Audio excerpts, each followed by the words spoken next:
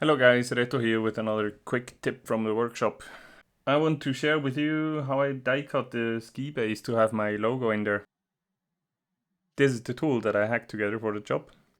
It's pretty rough, but it works for now. It's just the outline of the logo cut from MDF. I then cut cutter blades to length to match the length of every segment of the outside of the logo.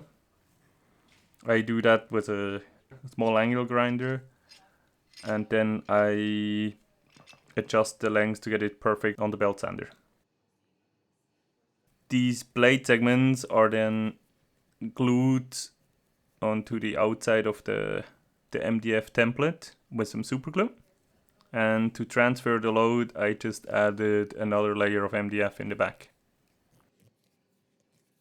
To use the die cutter, you can just place it on the ski base and then cut the base with a clamp.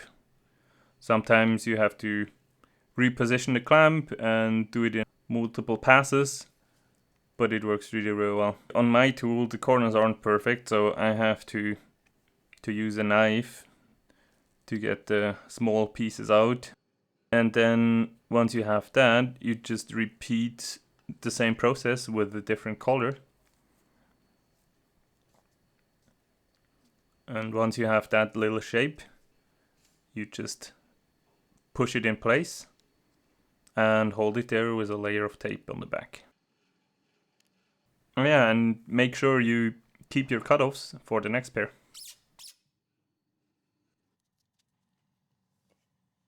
So I have used this method now on a bunch of skis and snowboards, and it works really, really well. So give it a try and let me know how it worked out for you. Cheers!